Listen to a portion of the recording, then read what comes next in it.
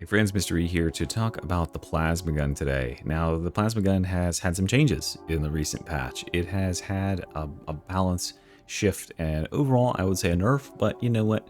This gun is still king of the class. I think it's still pretty handily the most powerful class or powerful weapon on the veteran class, and it's definitely the most powerful range weapon in Darktide, I would say, barring, you know, magic-based weapons.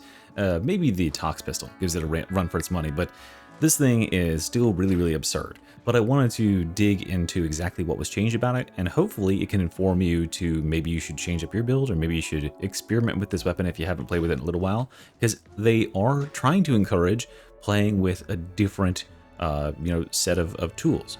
Previously, players were just playing like this.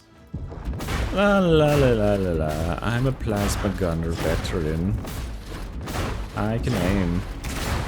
Yes, okay, good job, me. I did a million damage. Okay, so that's how you played Plasma Gunner veteran up until this point. What they've done here, though, is they have de-emphasized the light attack. They're giving you, or attempting to give you reasons to not use the light attack, but instead to use your charged attack, this one right here. And whether or not they are successful in that, we'll see. But I do think there is at least an argument to be made here. So I wanted to show you, obviously, previously everyone was just spamming light attack. Why is that? Well, it's because light attack previously had no downsides. It was super ammo efficient. You could use 101 roughly light attacks before you ran out of ammo on with the extra 25% ammo on the class. You could also penetrate infinite numbers of enemies. So this is probably the biggest thing that's changed, is they have reduced the cleave values on this weapon, especially on the light attacks. And previously it was unlimited. It was literally infinite. So what that means in terms of infinite cleave is if I had all these maulers right here and I were to shoot the first one, the damage would carry all the way through them and hit the last one, and it would be the same all the way through, right? All these guys would take the same amount of damage.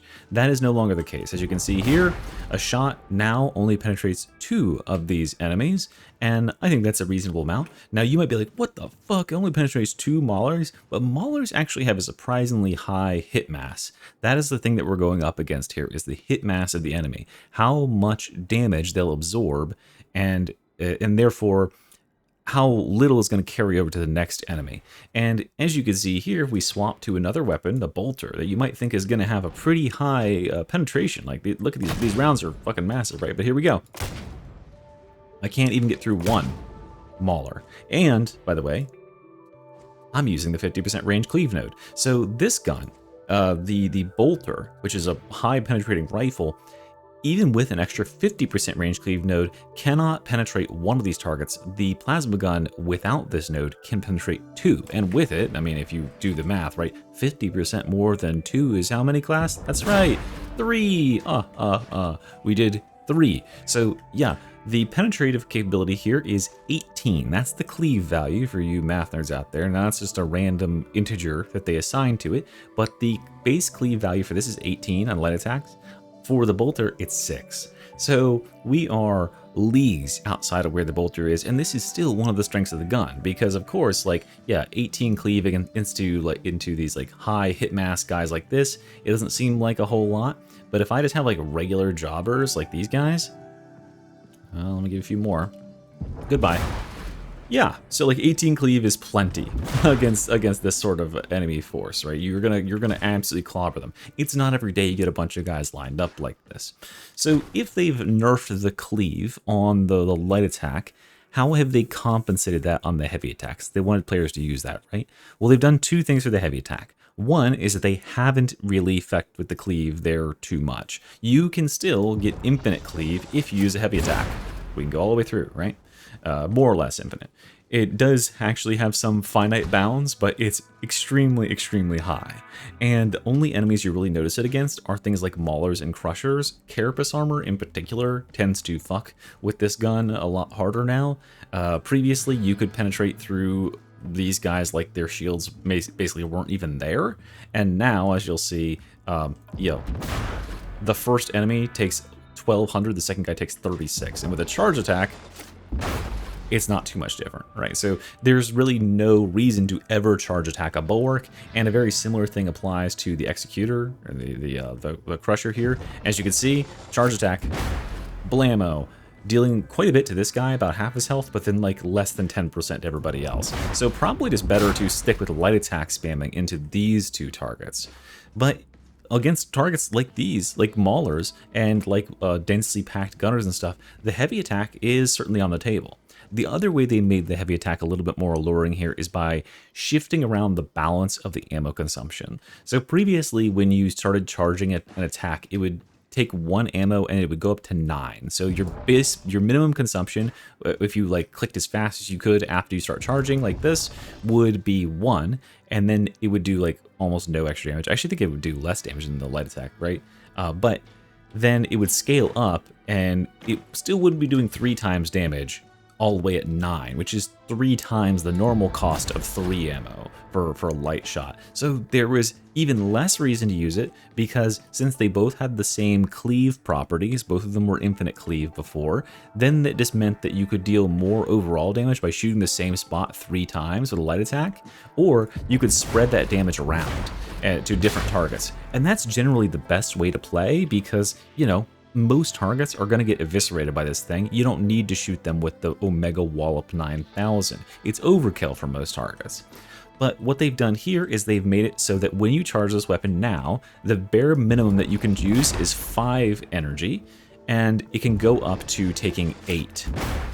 And if we look at like a pressure here, a regular attack is going to deal 1288. Oh, I should accidentally crit there. Here we go.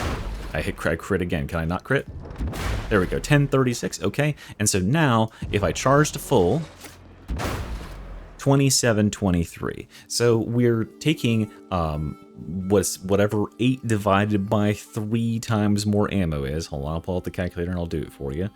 I'm a math genius like that. 2.666, repeating of course, times ammo, and we're going from 1036 to what, 2723 divided by 1036 is 2.62 times damage. So it's actually quite proportional in terms of the extra damage you'll deal by charging the weapon. So yeah, you do get a return on investment. And remember that if you have a lot of enemies that are stacked all in a line, the cleave, additional cleave here is going to be very, very valuable. If it's like a lot of light enemies, you're going to want to stick to those light attacks because it's just going to be more efficient. But the heavy attack, when it's a big like group of enemies that are higher hit mass, like these maulers here, then you're going to get immense value out of firing away with the charge attack. Let me show you one other type of enemy that gets a lot of value out of this, and that is the boss, or just like a monstrosity in general. So monstrosities in general, they have a hit mass of 20. So what that means is, I see that flamer right there, I can't hit him through this burgle, right? And that can be kind of annoying. One of the best things about the plasma gun in the past is you could just penetrate right through this guy like he wasn't even there and shoot stuff through him, which works well with Executioner's stance, of course. But now, since he has a 20 hit mass and my gun has only 18 cleave, I need to get a little bit more, and that's where this node comes in. So I can take this node and then I can shoot the guy behind him. Or I could save the node and I could use the heavy attack. I could use the charge attack, and then I can just shoot through him like he's not even there, right? So that's your option, really. You can use this to circumvent these higher hit mass enemies and go through them like they effectively aren't there and retain that talent point, or you can take that talent point and continue to light spam. And I think that's kind of really the ins and outs of the balance changes that have been made to it. But let me go ahead and talk about the masteries, because since they have changed the balance of the light versus the heavy attack and given you an actual reason to use the heavy attack, I've been tinkering around with some of the blessings of this weapon, because I think there's a lot of there is some nuance to these. There are some arguments to be made for different setups. So it depends on what you kind of want to run with, whether you want to stick to the light attack spamming or you want to pepper in some heavy charge attacks. For my money, if I were playing on lower difficulties and I'm not encountering absolutely cram-packed hallways a la Havoc mode, then you can probably stick to spamming light attacks with this gun and be just fine. But if you are entertaining Havoc, then you are probably encountering enough enemies where those heavy attacks are going to be quite juicy for you, and you might want to start speccing into them. So what is really, really good with heavy attacks on these blessings? Well, one of them is right out, it's Glory Hunter, we don't care. We also don't really care about Shattering Impact. I can't really see brittleness coming into effect a whole lot when the targets you're shooting are usually dead after like two attacks. Volatile is also a very seemingly useless talent here, but we've got some other good options. Optimized cooling allows you to charge the gun much more quickly when you're at low heat levels. So if you aren't using it and you pull it out for a second, you can snap off a charge shot a lot quicker than you could if you were using it constantly, right? If this is like something you're going to swap to and snap off a shot, you might want to consider this. We also have rising heat here. Since charge shots generate a lot of heat, you can get to high heat and get this extra bonus. However, because charge shots take 10 heat to generate and then 24 heat when they shoot, this can actually be hard to manage because you end up getting to high heat really quickly and then you can't fire that many shots. So a lot of times rising heat is used in the current setup of light spam for the gun because you can shoot a lot of shots when you're at high heat with only 10% heat generated per shot. We then have Blaze Away to consider here. So Blaze Away is quite interesting. If you hold the charge for the shot, the Blaze Away stack stays on. So you can actually get a second to track and find a new target for the shot, rather than the normal way you have to use Blaze Away, which is firing constantly. Like with Blaze Away, as many of you know, you have to literally be on the trigger with no pause. If you let up for even that long, you would reset your stack. But if you can get the stack fully kitted out on that talent, on Blaze Away, then you can get a lot of value out of it because Blaze Away will give you up to 40% strength, right? This is only 20. This is up to 40 with continuous fire. The problem is continuously firing without overheating. It would be the issue there. And you can't vent and also keep Blaze Away at the same time. So this is kind of like walking a tightrope there. But it is potentially really good because, of course, holding down the heavy charge pauses the timer so you can acquire new targets rather than just constantly light spamming. Then over here, we've got Volatile. Oh, I talked about this. That's kind of bad. And then we've got the two last ones here. Gets Hot, which I think most players are currently using on their setups. It scales your crit chance up to 10% when you're on higher heat, and your crit range attacks give you a 10% damage buff overall, which is quite nice because the damage increase on this weapon on a crit normally is only 25%. So this is basically a 50% crit multiplier increase, or almost that anyway. You're getting like 40% additional crit multiplier. You're going from 1.25 to 1.35, which isn't half bad, and these numbers are very, very big. So this can help you pump some more damage, and it gives you more crit chance, and crits are good, if you didn't know. And then finally, we have Power Blast here. So Power Blast gives between 5 and 25% crit chance based on charge level when firing. So this one is an obvious fit for the charged mode of play because you are going to get 25% crit all the time. So let me finally give you what I think is going to be a pretty good setup for this going forward, using a lot of charge attacks. So I do think that charge attacks, especially on the difficulties of Havoc that I play on, with a lot of enemy density, are very valuable.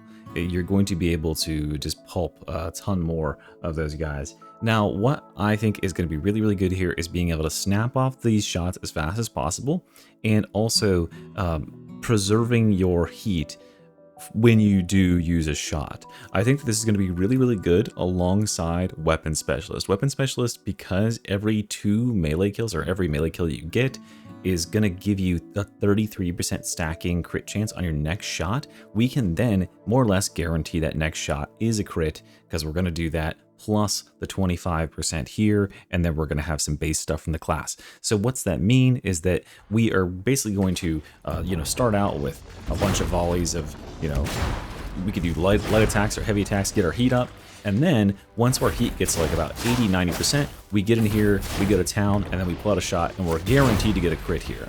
Now, the really important thing that you want to manage is you want to make certain that your heat doesn't hit 100, not just because that makes you explode if you shoot a shot when you're at 100, but because the passive cooling works way better when you're below that 100 mark. So like, watch this. If I get to 100, look how long it takes for this to go down 10% passively. This takes almost 7 seconds. But as soon as you hit that next threshold of 90 there, look how fast it is, right? Even passively in the backpack.